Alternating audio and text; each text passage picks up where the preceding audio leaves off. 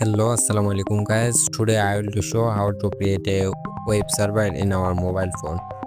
তো আজকে আমি তোমাদেরকে দেখাবো কি করে তোমরা তোমাদের অ্যান্ড্রয়েড ফোনে একটি ওয়েব সার্ভার তৈরি করবে যেখানে তোমরা PHP স্ক্রিপ্ট এন্ড তোমরা ওয়ার্ডপ্রেস ইনস্টল করতে পারবে। তো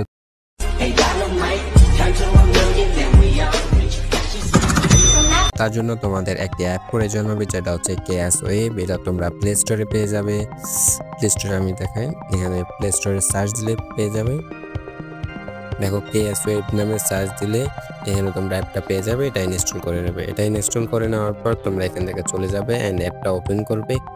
অ্যাপটা ওপেন করার পর এখানে দেখতে পাচ্ছ এরকম একটা নোটিস প্রাইভেসি পলিসি নামে শো হবে অ্যান্ড এখান থেকে এগ্রি দিয়ে দিবে। এগ্রি দেওয়ার পর তোমরা এখানে রিকোয়েস্ট আসবে, এখানে ইন্টারনাল মেমোরির এখানে এটা প্রোভাইড দিয়ে দিবে অ্যান্ড এখানে তোমাদের ফাইল ম্যানেজারের অ্যাক্সেস পাবে। তোমরা ফাইল ম্যানেজারের অ্যাক্সেসটা দিয়ে দিবে।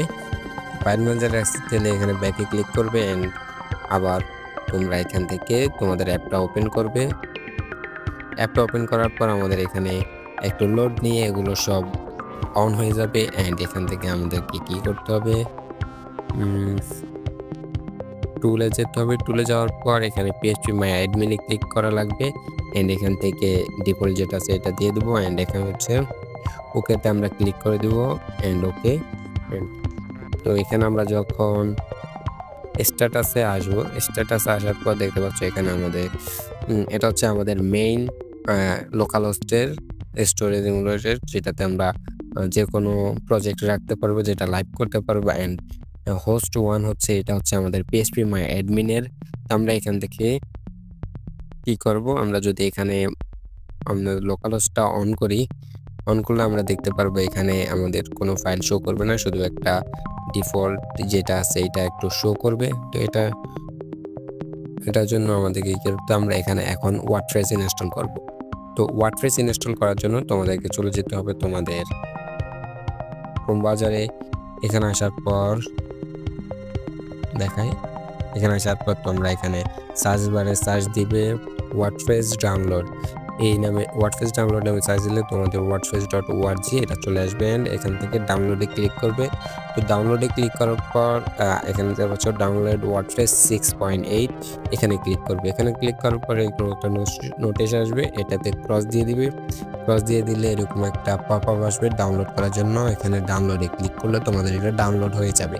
আমার যেহেতু আগে থেকে ডাউনলোড করা আছে এটা আমি আর দিচ্ছি না। তো আমি এখন চলে যাব আমার ফাইল ম্যানেজারে।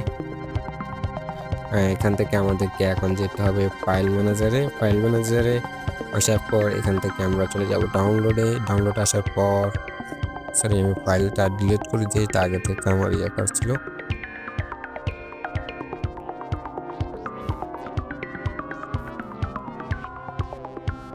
এখান থেকে আমরা কি করবো, নিচের দিকে যাওয়ার পর আমরা এখানে দেখতে পারবো ওয়ার্ডপ্রেস 6.8 যে আমরা এটাকে ক্লিক করে ধরে রাখবো। ধরে রাখার পর এখানে আসবে সরি ক্লিক নামটা এখানে শুধু একটা সিঙ্গেল ক্লিক করব অ্যান্ড আছে এক্সট্রাক্ট টু আর্চিভ, এটাতে আমরা ক্লিক করে আমাদের ফাইলটা এক্সট্রাক্ট করে নিব। তো আমাদের ফাইলটা এক্সট্রাক্ট হোক।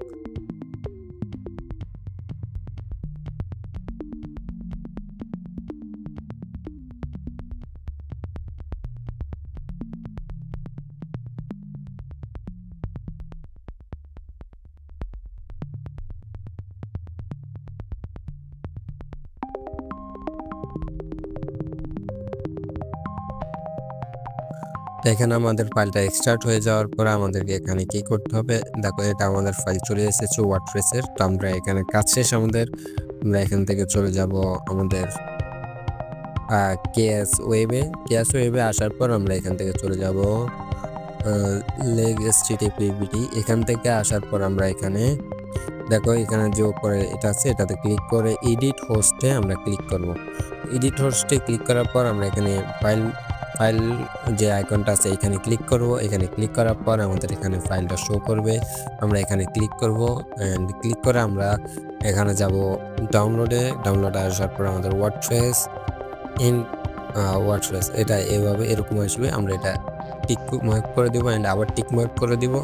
এন্ড টিক মার্ক করে দেওয়ার পর আমরা এখানে যখন আমাদের লোকাল হোস্টটা ভিজিট করব, দেখা আমাদের লোকাল হোস্টটা এখন কেমন দেখাবে।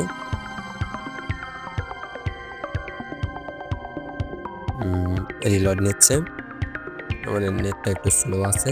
তো দেখো আমাদের কিন্তু ওয়ার্ডপ্রেসের ইয়াটা চলে আসছে। আমরা যখনই লোকাল হোস্টটা ভিজিট করার পর আমাদের ওয়ার্ডপ্রেসের আমরা এখানে কন্টিনিউ দিয়ে দিব, কন্টিনিউ দিই, কন্টিনিউ তারপর এখানে আমাদের কি বলতেছে, welcome to WordPress, before getting start you will need know the following items. আমাদের এখানে লাগবে কি, database name, database user name, database password and database host.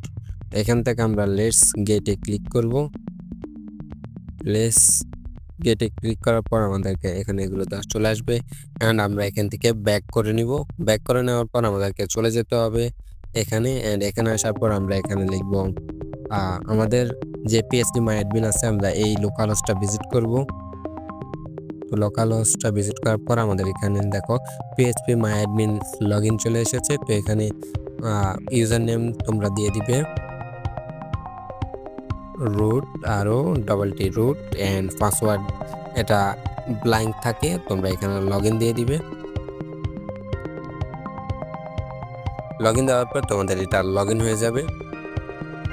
দেখো দেখায়, দেখো আমার কিন্তু এটা লগ ইন হয়ে গেছে। অ্যান্ড এখান থেকে তোমরা কি করবে, এখানে নিউতে ক্লিক করবে। নিউতে ক্লিক করার পর এখানে ক্লিক করবে। ক্লিক করার পর তোমরা এখানে দিয়ে দিবে একটা ডাটাবেস নেম দিয়ে দিবে। আমি এখানে দিচ্ছি অ্যাশ গো, অ্যাশ গো।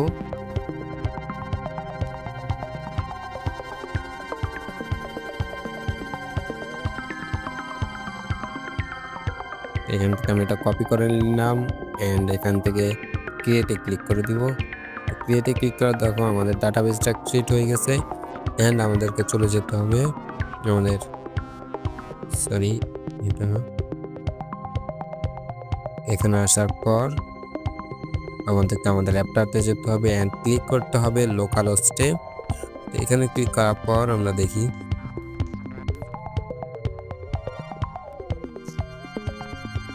দেখো এখানে continue and let's go.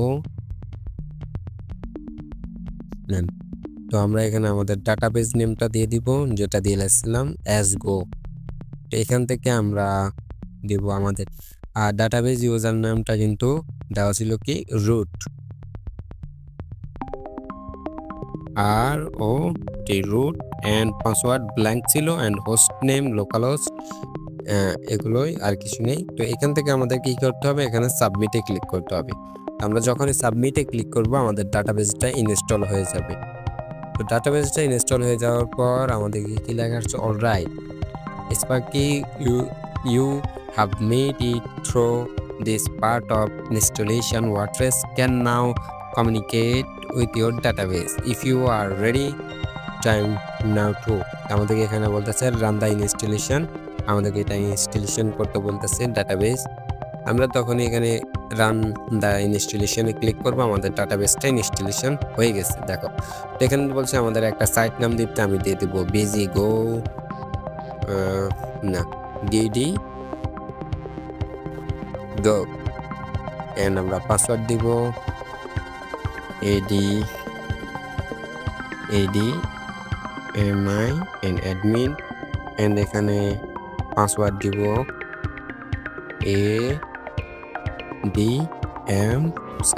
MI and admin. And এখান থেকে আমরা একটা ইমেল দিয়ে দিব, কনফার্ম ইউজ, অ্যান্ড এখানে আমরা একটা ইমেল দিয়ে দিব। এখানে আমাদের ইমেলটা দেওয়া হয়ে গেলে আমরা এখানে দিব ইনস্টল ওয়ার্ডপ্রেসে ক্লিক করব। ইনস্টল ওয়ার্ডপ্রেসে ক্লিক করার পর আমাদের ওয়ার্ডপ্রেসটা ইনস্টলেশন শুরু হয়ে যাবে। তারপর রিলোড হয়ে আমাদের ওয়ার্ডপ্রেসটা ইনস্টল হয়ে যাবে ফুলি সাকসেসফুল ভাবে। তো আমরা এখানে একটু ওয়েট করি। তো ওয়েট করার পর দেখো আমাদের ওয়ার্ডপ্রেসটা কিন্তু ইনস্টলেশন হয়ে গেছে। দেখো WordPress has been install, thank you and enjoy, success লেখা আসছে। দেখো এখান থেকে আমাদেরকে কি হতো, লগ ইনে ক্লিক করতে হবে। লগ ইনে ক্লিক করার পর আমাদেরকে যেতে হবে, এখানে আমাদের লগ ইন পেজ আসবে। লগ ইন পেজ আসার পর এখানে আমরা পাসওয়ার্ড দিব কি অ্যাডমিন অ্যান্ড আমাদের পাসওয়ার্ডটা ছিল অ্যাডমিন। দেখো এটা দিয়ে আমাদের লগ ইন হয়ে যাবে। এখন